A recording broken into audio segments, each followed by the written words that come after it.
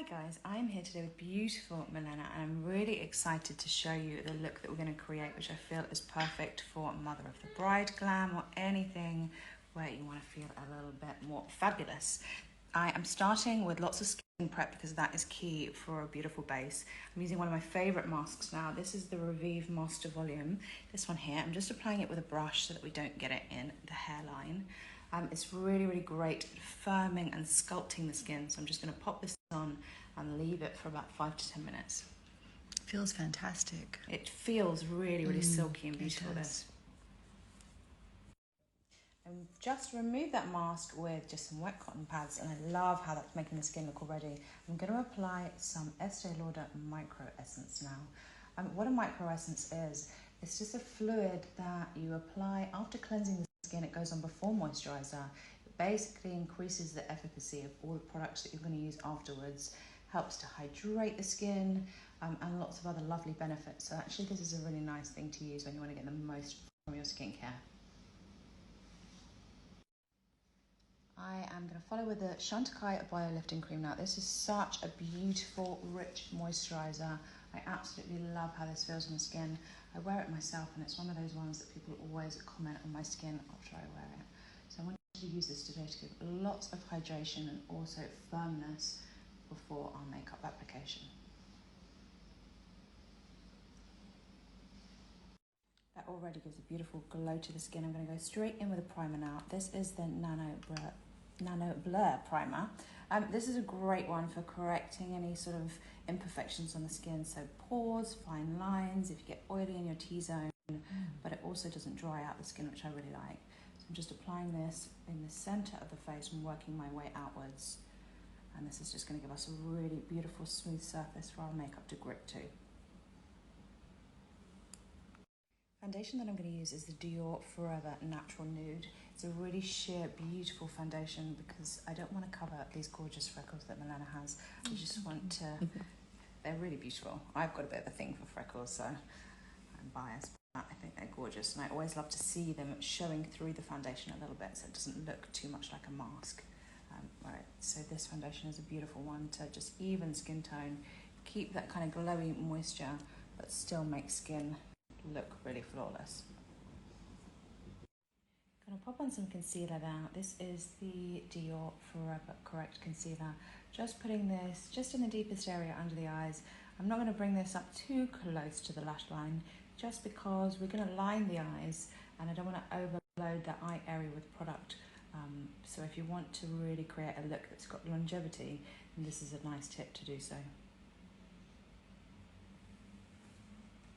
Just a little tip when concealing around the eyes, I bring the concealer up into this area at the top here as well as underneath because that really helps to kind of get rid of and balance any shadows.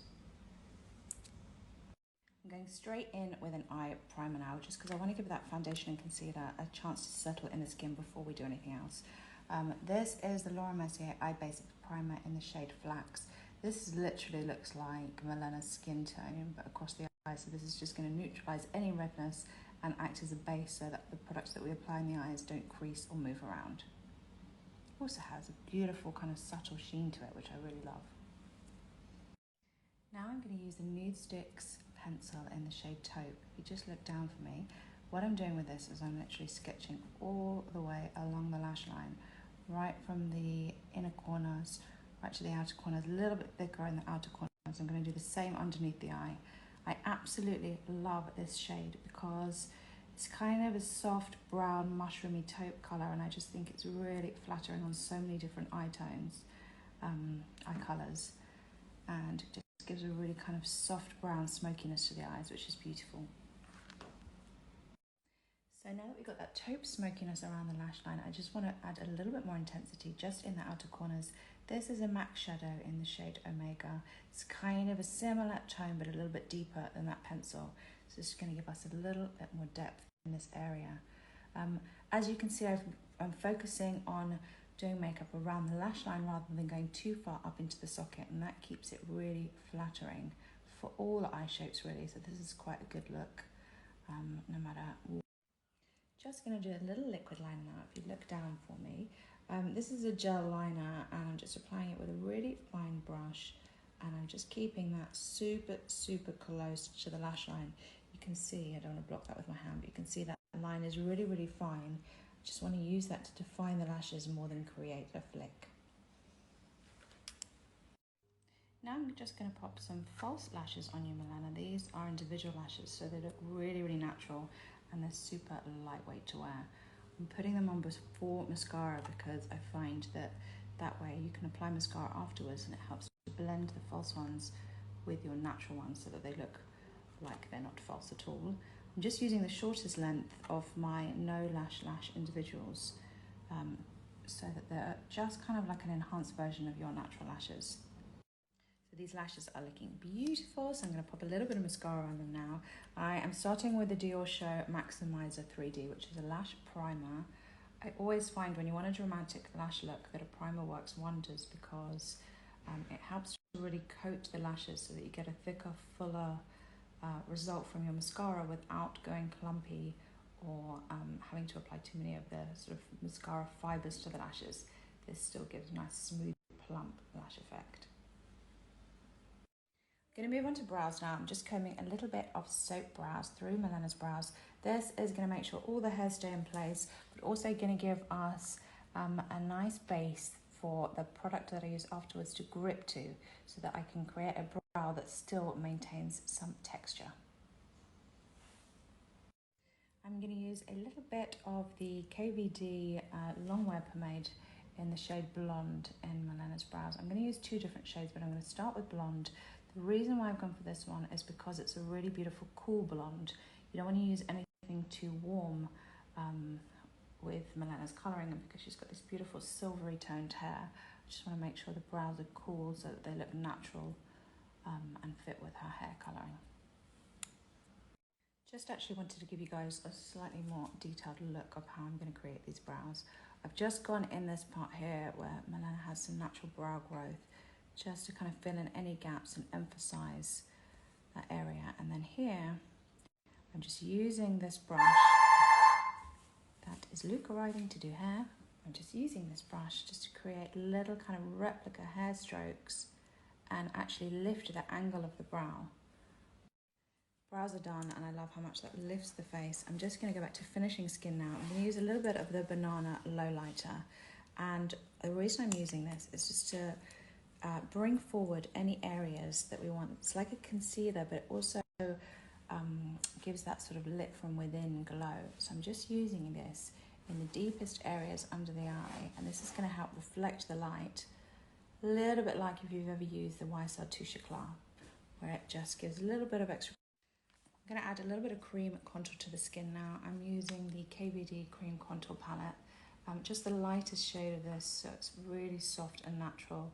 Just popping that under Milena's beautiful cheekbones, and also a little bit up into the temples too, and even at the top of the forehead, just to give it a little bit of light sculpting. For blush, I'm going to use a little bit of the Chantecaille Cheek Jelly, which is kind of like a liquid / cream blush. It comes in this little tube applicator, but it's got a really sort of lightweight gel texture, which makes it upwards. And now that I'm done with cream products on the skin, I'm going to powder it slightly. I am using the Too Faced powder compact. This is called Primed and Poreless. The reason that I'm using this is because it's a really nice, fine, lightweight powder, but it also helps to sort of eliminate the look of pores or fine lines and any imperfections, and give a nice flawless finish to the skin without it looking too heavily powdered. I'm going to add a little bit of extra glow to the skin now. I'm using the Natasha Denona I Need a Nude Glow, just with a really small brush because I don't want to put too much of this product on the skin.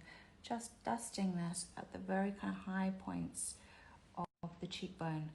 I think the thing to remember when keeping your highlight, especially when you're using something shimmery, if you've got more mature skin, you don't want to bring that too close to any fine lines around the eye. So I don't highlight around this area. I just try and keep that to the top of cheekbones instead. Just a little bit this side. I'm also going to pop some under brow bones and just a little bit at the tip of the nose and this part here, just to really emphasize that dewy looking skin. A little bit on Cupid's bow too, because I love highlighting here. Now I'm moving on to lips, and I'm just gonna line Milena's beautiful lips. This is a Charlotte Tilbury lip liner in the shade Pillow Talk Medium 2. And I want to keep them looking really beautifully full. So I'm just using the edge of that pencil to go right to the very edge and maybe even slightly over of Milena's natural lip line at the top.